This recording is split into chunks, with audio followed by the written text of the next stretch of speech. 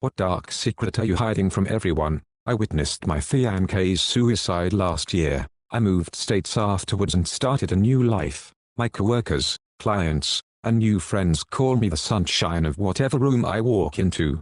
But I'm completely dead inside. Even though I choose to fake it, I resent them for not seeing how fucked up I am. I can't imagine being in your situation. I know you feel fucked up, but I hope you realize you're important too.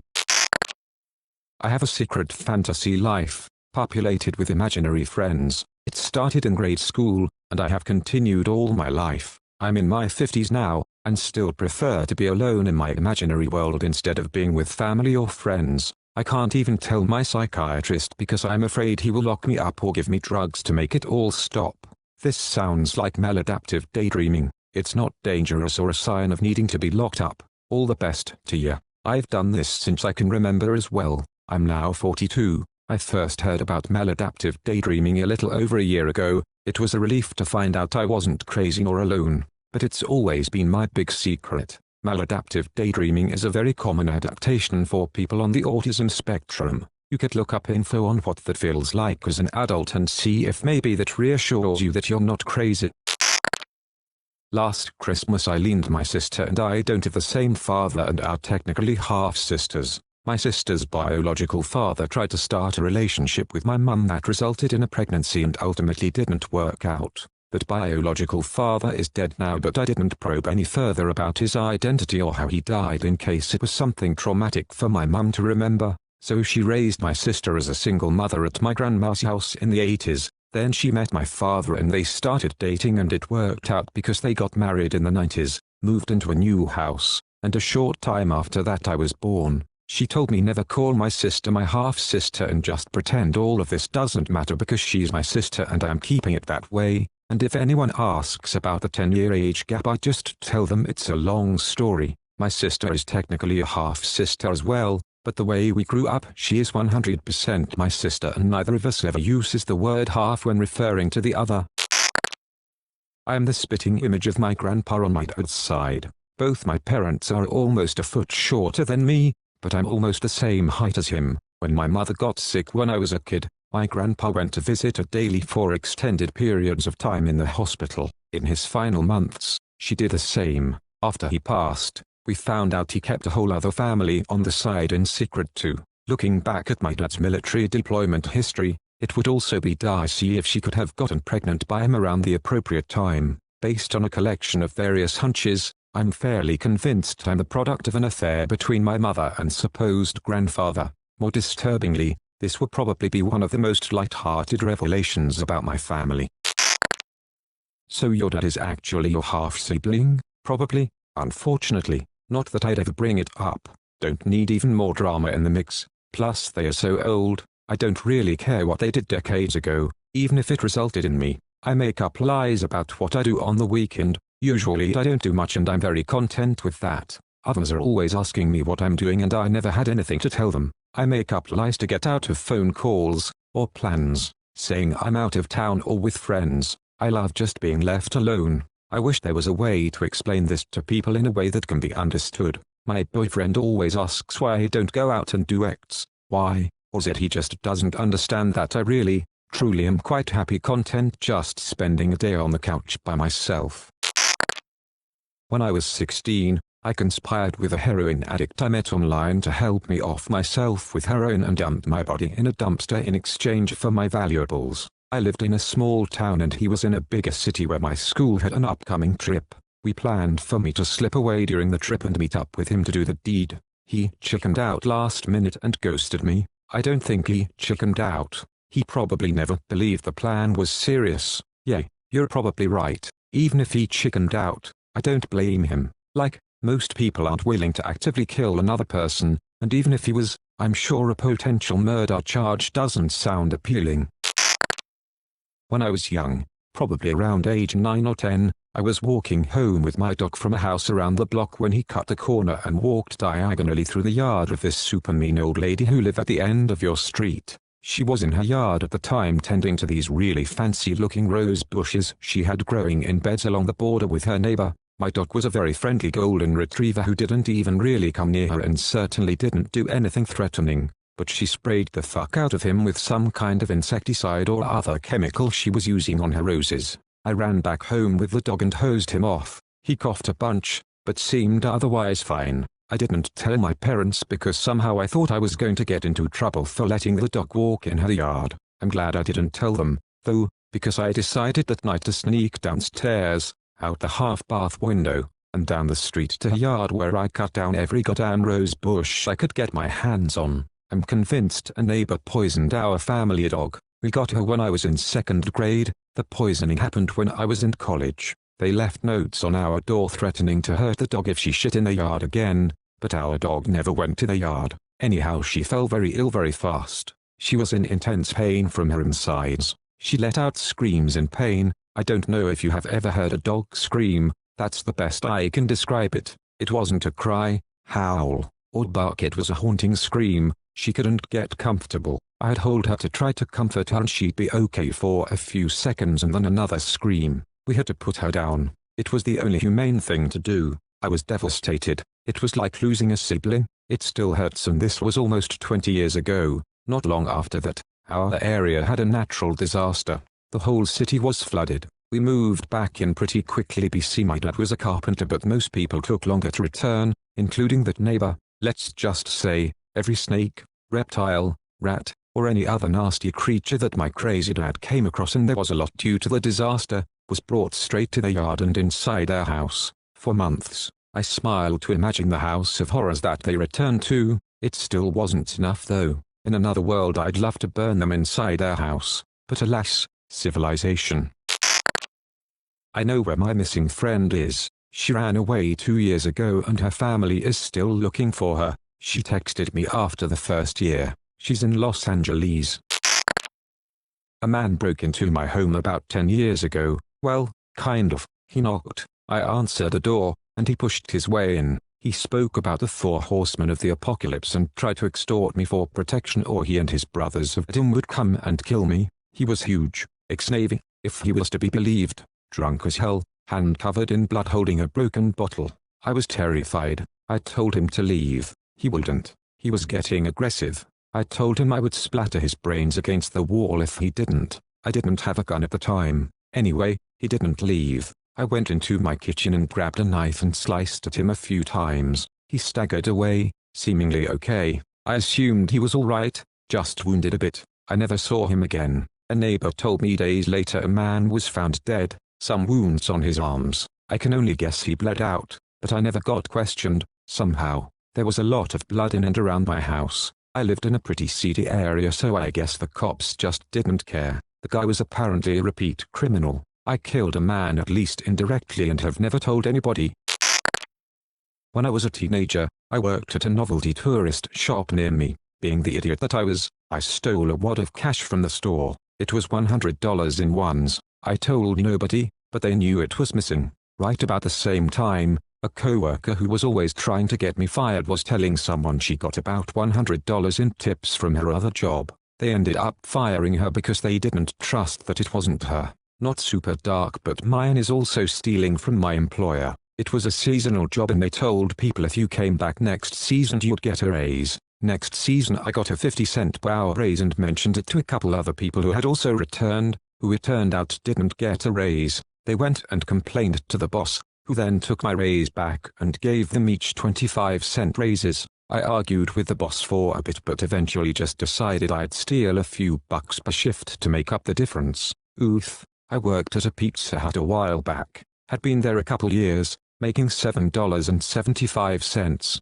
I liked the job though, so I didn't care much. Boss hired another guy, next to no experience, and I saw on his hiring papers that he was coming in at $8.25. I was frustrated but didn't know if I could say anything. I mentioned it to the assistant manager. Both her and the manager had been there about 15 years. She stopped what she was doing, asked the manager to come outside, and I heard her just rip the guy apart. He came in, and shortly after asked me to come out back to sign papers, saying I would be making $8.50 after that. I've struggled with disordered eating for at least a decade.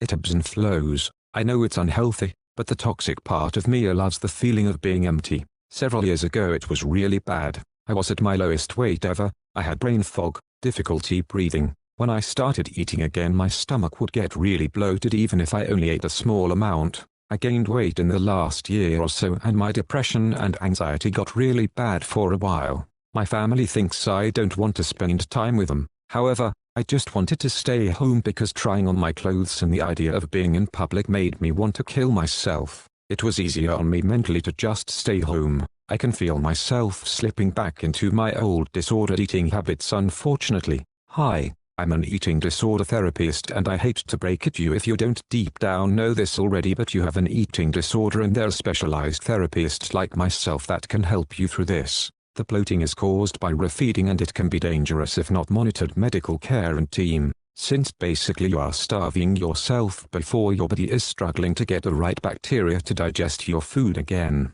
Plus your body is very taxed by lack of proper nutrition, and it's going to be hard mentally as well as physically. Eating disorders are not something to be taken lightly, and it's so important to get mental health help because it's a mind thing that then affects your body. Many people die from eating disorders or shorten their lifespan. Please get professional help from an eating disorder team, and everyone stop minimizing it and calling it disordered eating.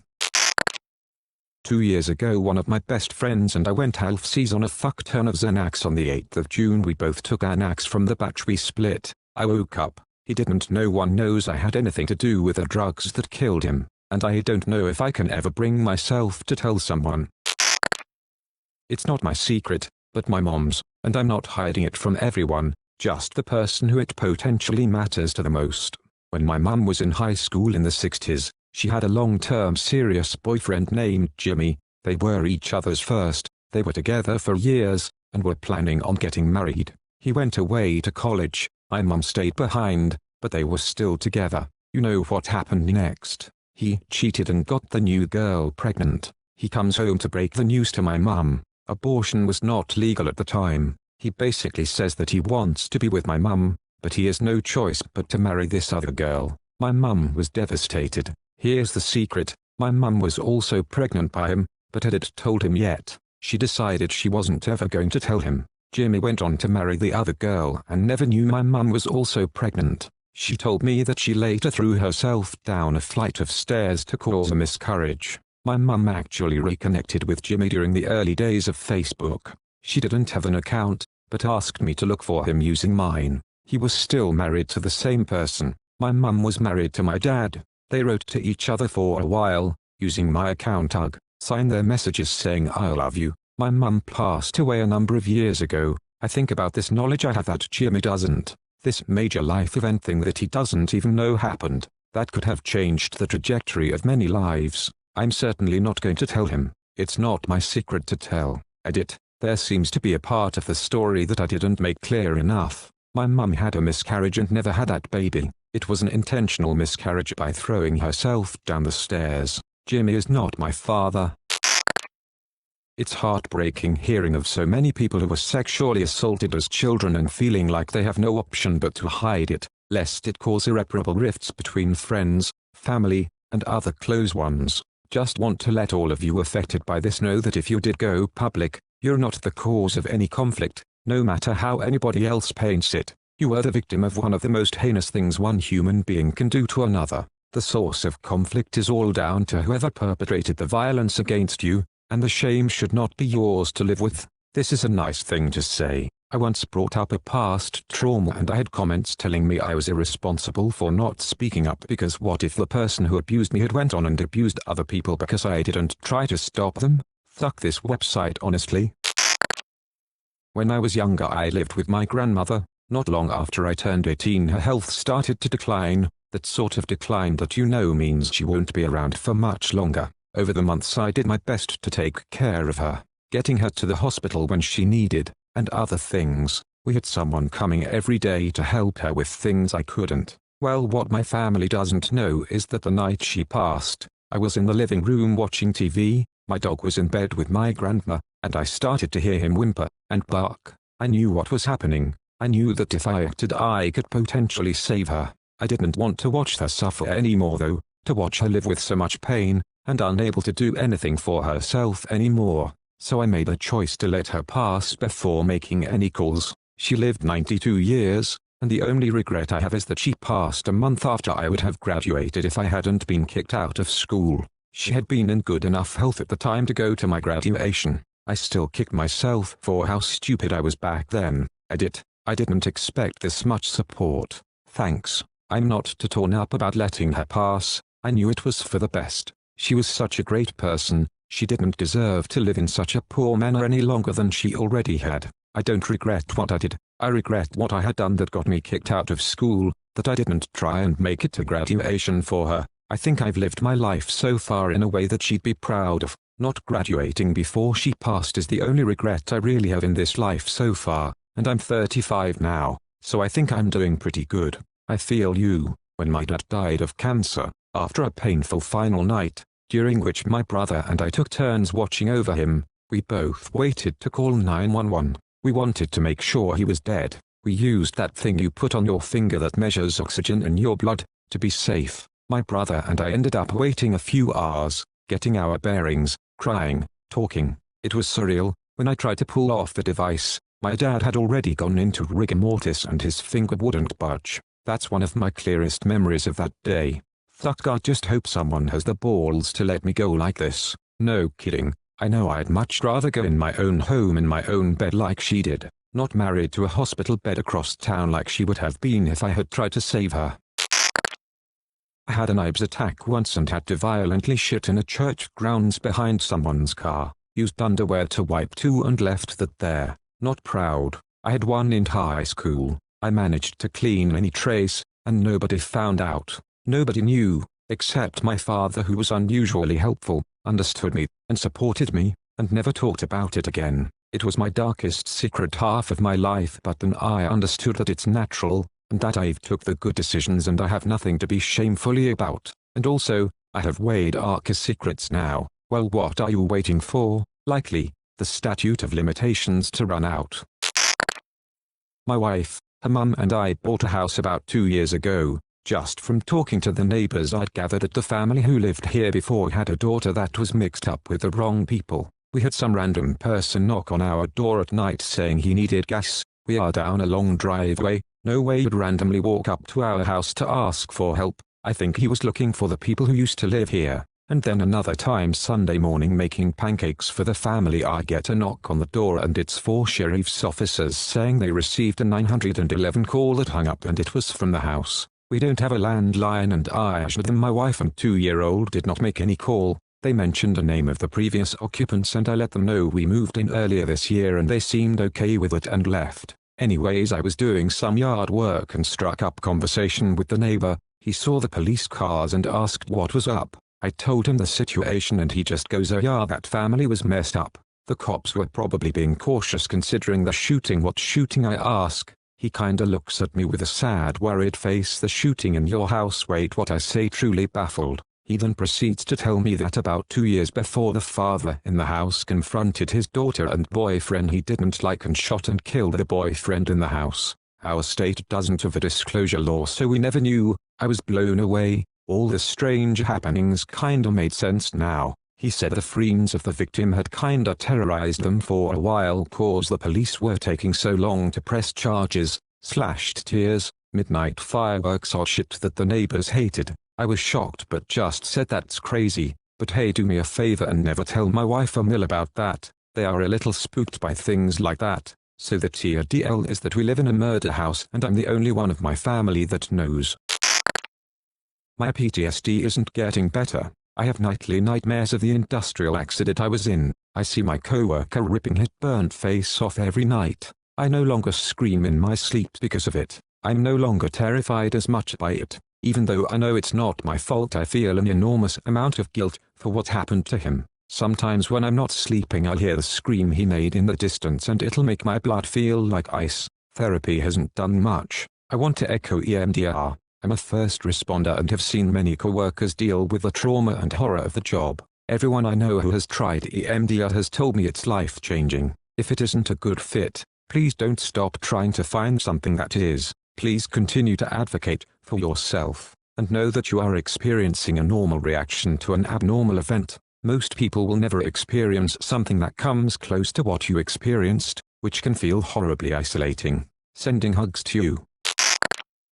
My grandma was in a car accident and broke her ankle, so she stayed at my house, and my mom, we took care of her while she recovered. I was entering puberty at the time and discovered that you could order porn on cable and was like a madman ordering porn. The bill that month came out to $500. My mum thought it was my grandma because the novellas were on like channel 50, 60 and the porn was 500-600 LMFAO. I've literally never told anyone to this day. ETA, I am Latino and sex porn for women is still pretty taboo in my culture, so that's why I'm so scared to tell anyone. Even if my mum and I are pretty open with each other, I'm still embarrassed. However, my grandma passed away in 2019 and I felt compelled to tell my secret, but my mum sees that story as a funny memory she has of my grandma that she likes to look back on and laugh about, so I DK if I should lol. May oh mom, grandma's ordering porn again.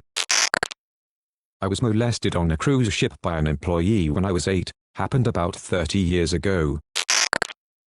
Not a huge secret in comparison to some of these answers, but I feel the guilt of it often. After my fiancé passed, I napped all the time for over a year. My aunt was calling me one day and I just denied her call, went back to napping. It was my aunt calling because my grandma, who was very sick with cancer, wanted to say happy birthday a day before my birthday. Grandma died the next day. I should have picked up the damn phone. She still loved you and just wants you to be happy. It's okay to not be okay, and sometimes we miss important things for that reason.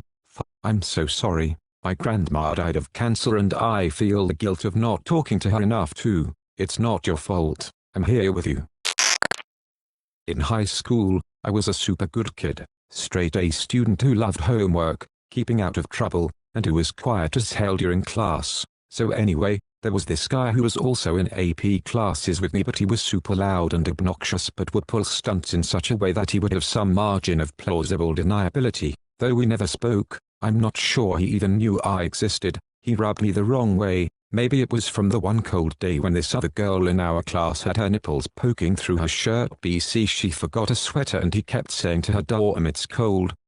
Maybe it was from when he would pretend to be friends with kid who was definitely spectrum and desperate to be friends with him to do the bully's homework for him and then bully him the next day. IDK. So at random, sometimes once a week or a month or once every couple of months, I would whistle. It's this high-pitched whistle that sounds like a tea kettle that I can do while barely moving my mouth. Back then, no one knew I could do it except for my family. The super obnoxious kid always got in trouble. I was never once suspected. That's hilarious. I have a similar ability. I can make a chirping noise like a baby chick. When I was a kid, I was in church ostensibly singing in the choir but actually chirping to the music. My family downstairs knew it was me and were all doing that, trying not to laugh, but I'm almost ready to explode thing. Decades later, it's still a topic that comes up at family gatherings.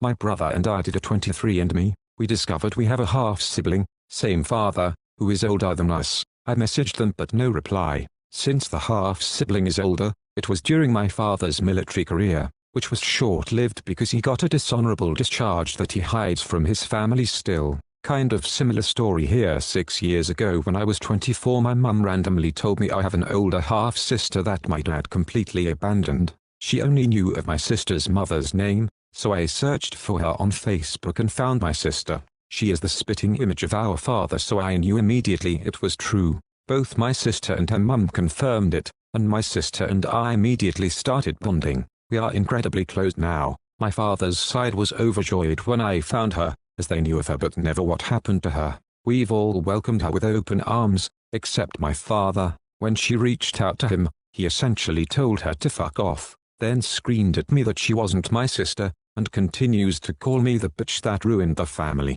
Her and I did 23andMe and we matched as half-siblings, so now there's no denying it. I lost a shitty father but gained an incredible sibling that means 10x more to me. Yeah, you're the one who ruined the family. Re-I-I-G-T. This actually happened to me. Someone messaged me when I used to have Facebook. My whole fam was on vacation and when I read a message half-jokingly I saw the look on my aunt's face, and that's how I found out I had a half-sibling in California. The woman just said she has a son by my father. That was pretty damn close to my age. Younger. My aunt just told me I should probably talk to my mother. My father sucks. Feel bad for what my mother went through, and yeah, it really threw a wrench into mine and my family's life. My grandpa was stationed in Okinawa, Japan during the Korean War. While in the Marines, he hooked up with a woman there, and she got pregnant. So, I have a Japanese aunt and a few cousins in Japan, whom I've never met before. Hank Hill, Junichiro. I hope you guys enjoyed the video. Subscribe for more content like this. Also, make sure to like, comment and share the video. Peace out.